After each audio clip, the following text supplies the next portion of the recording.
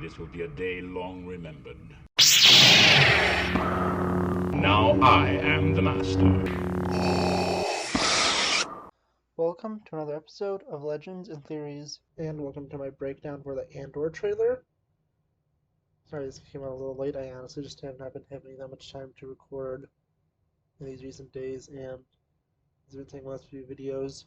Of course, the days I had the best to record, I was way too sick to even record videos. So that kind of sucked, and I'm going to try and get these videos done a little earlier. I'll be recording tomorrow's video soon. Yeah, it's just honestly been a really bad week for me to record, just with how I was not feeling good enough to speak. It was hard to hear me on audio. It was more of, a throat thing, so I'm sorry about the lack of videos on last week, but let's just go straight into this.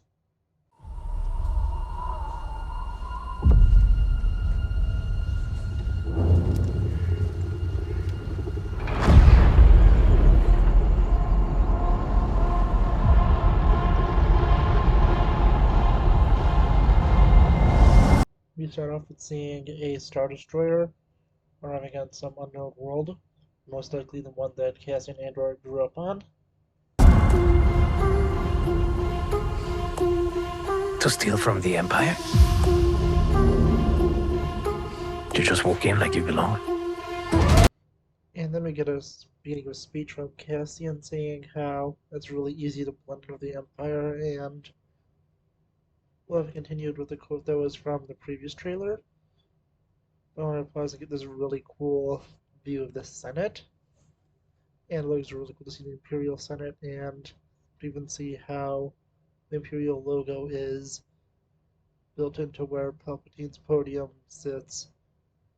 I don't think it had the Republic logo during the Clone Wars, although I don't think I remember seeing too many shots from the top, but it does make sense since this place would have needed a lot of renovations after Yoda and Palpatine dueled in here. They're so proud of themselves. So fat and satisfied. They can't imagine that someone like me would ever get inside their house.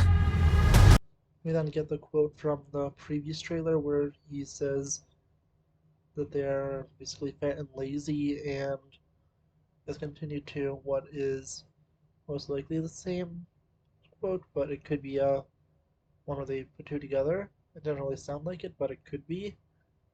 Where he says that they wouldn't expect someone like him to be able to go and infiltrate their ranks.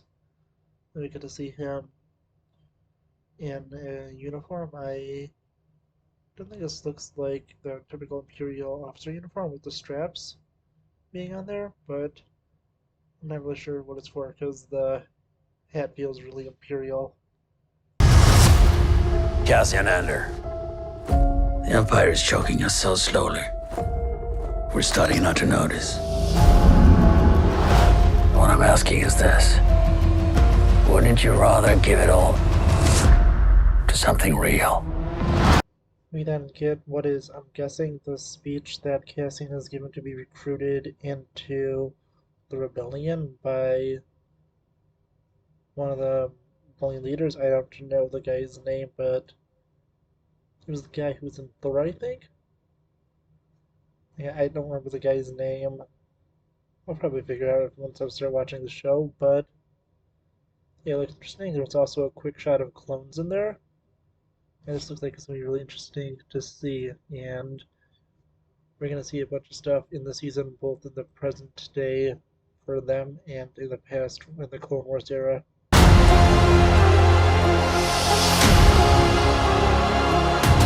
I need all the heroes I can get. For the greater good. Call it what you will. Let's call it war. We then get the introduction of Saw Gerrera into the show. And it's going to be really cool to see him. And I'm guessing there's going to be 3 storylines going on. One with Saw Gerrera, one with Mon Mothma, and one with Andor. And with it, I'm guessing this guy is going to be the connecting thread between the 3, since It seems heavily implied Cassian Andor never met Saw Gerrera before the events of Rogue One. Although he may not trust him, and that might be something else that they could go into. So it was never made 100% clear, but yeah, I think it'd be interesting if we go on 3 different storylines. Where one we have sort of the pure good rebel, the other we have the closest thing to a pure evil rebel you could get, and in the middle we have Andor. It'll be interesting since, as I said, Mon Mothma is the diplomatic rebel and the one who wants to do everything by the book, and Saw Gerrera is basically a terrorist. So with it, I am interested to see how this will go, and it's going to be interesting to see the 2 different extremes be presented in the show. There's fermenting out there, son. Pockets of fermenting. We then get to hear that there is basically rebellion coming, as there's some cool shots, and not 100% sure if this is supposed to be Baraka, which was shown a little earlier. Let's assume it's Baraka, or if it's the works from Coruscant, which is the area that Palpatine went and worked in. I think I heard both with this scene. Yeah, whichever way they go with it, I think it'll be cool to see. Or maybe a little cooler to see the works, but we'll see about it. You're in my net. Are you a fish? Or are you a thief? You're slipping. I'm not slipping. I've just been hiding for too long.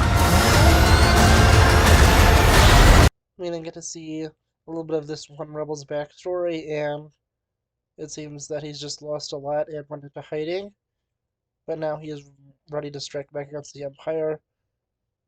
As we see his new ship go and destroy some TIE fighters.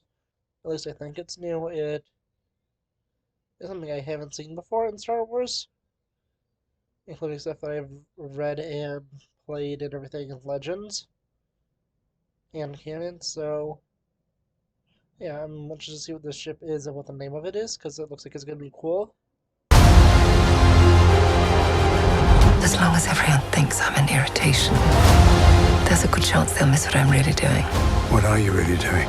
We then get some shots of Mon Mothma and see how she's basically playing everyone to think that she's just a person being annoying, but she's secretly preparing to build the rebellion, at least from what I'm guessing, and this was all really cool to see.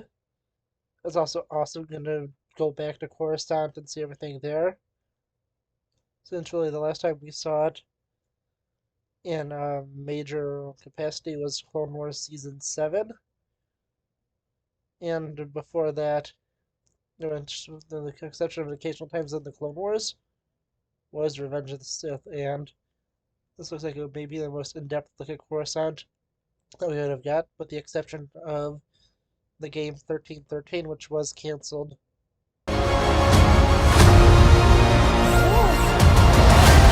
This is what revolution looks like.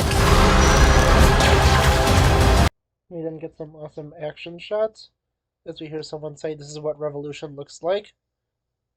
And this looks like it's going to be really interesting, and I'm really excited. There's a little bit of the trailer left, but I think they're doing a really good job with this, and I'm excited to see what they do with Andor. I'm tired of losing.